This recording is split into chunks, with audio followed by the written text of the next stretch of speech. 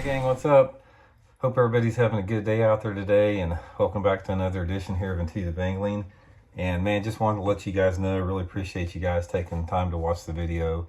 It's really hard to get YouTube subscribers, and everybody out there that subscribed to the channel, thank you very much for supporting the channel by that subscription. That means a lot to me.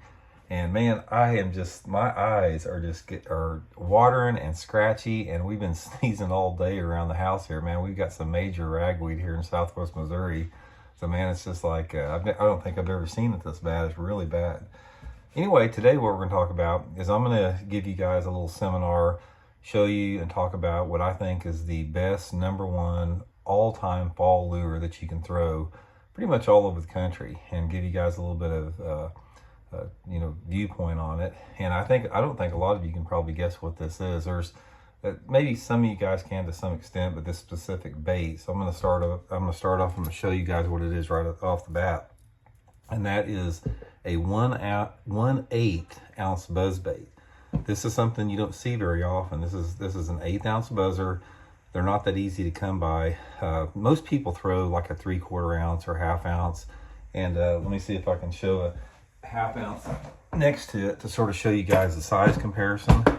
And I'm going to talk to you guys a little bit about why I think it's the #1 fall lure of all time. Probably one most underrated too. Here's a 1/2 ounce buzz bait, and here's the little 1/8 ounce buzzer for comparison. First thing I'll talk about this, guys, don't let the size fool you on this thing. These 1/8 ounce buzzers catch just as big a fish as a 1/2 ounce buzz bait does. I have caught so many 3 to 5 pound bass in the fall time of the year on an 1/8 ounce buzzer, just as many as a 1/2 ounce. There's no reduction in size of the fish when you go to an 1/8 ounce buzzer.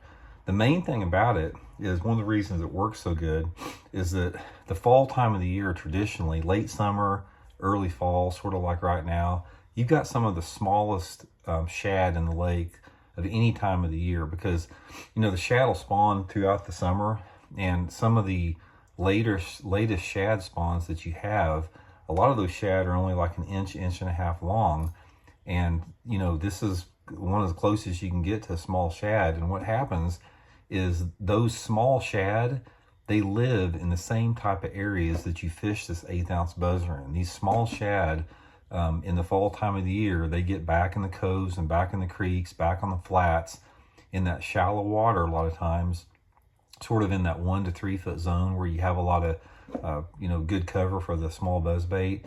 That's one of the reasons it works good. Another reason it works good is there's still some perch hanging around. As long as that water temperature is above, say, 65 degrees, you're going to have a population of sunfish, pumpkin seeds, black perch, bluegills, all that stuff that live in shallow.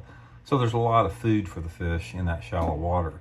That's one of the reasons the buzz bait is so good in the fall time of the year. Now, the things you want to look for this, the #1 cover that I have found for the 1/8 ounce buzzer is if you have some type of shallow bank grass. And when I'm talking about the bank grass, it can be anything from gator grass to the vertical water willows that are real common around the country. It could be shallow milfoil, shallow hydrilla, whatever vegetation that you have. That is where it really excels a lot, is in shallow grass that is in, say, less than 2 foot of water. Second to that is any type of just wood cover, stumps, laydowns, that type of stuff. And a lot of times, guys, I catch just as many off of bare banks. And usually what I'm looking for in this is I'm running like the back, the back half of the coves and creeks on the lake. I'll just get like halfway back in a cove, put the trolling motor down, cover the whole cove all the way to the back, come out, pick up the trolling motor and run to the next one. Just cover a tremendous amount of water. That's the key to catching fish in the fall time of the year on a small buzz bait. Most of the time on this, even though it's an 1/8 ounce, it weighs more than that depending upon the trailer you have on there. I've got the Zoom Z-Craw worm on it right now, which is one of my favorite trailers at times. Sometimes I like just the regular skirt. I actually probably prefer a skirt more than I do the plastic trailer, but it seems like sometimes in the fall time of the year, they like a little small plastic trailer, not like the horny toad or something, but something a little bit more subtle like this. So it casts pretty good, even though it's a small light bait. So most of the time I'm fishing this on like a 7-foot medium action rod. I don't like a real stiff, heavy rod because I use the medium action rod, but I use braided line with it. So I'm using like 30-pound test Seaguar Smackdown with like the 7-foot medium action Megabass rod. And what happens is when you get the bite with the medium action rod on the small buzzbait, there's enough hesitation in the tip that it allows that fish to take the bait a little bit. Yet when you set the hook, you got the nose stretch with the braided line, so the tip of the rod, how soft it is, doesn't hardly matter at all. I remember one of the things that got me using this, I remember years ago, Gary Klein was catching them on a frog with braided line with a cranking rod, like a 7-foot soft action cranking rod. And he made the comment that the braided line will allow you to stick the fish just as good, but once you get that fish out in the open, the softer tip rod will allow you to fight the fish better and you don't lose as many. So that's the setup that I use on this. But color is pretty basic, guys. I use some type of a shad pattern or some type of, I might use black if it's like a dark, rainy, cloudy day, something like that. But normally I like some type of a shad pattern. I don't use a chartreuse head. This is just one I had on here. Normally what I do on my heads is I scrape the paint off of it. I like the natural lead look a lot of times on these little buzzers. But that's the profile of it.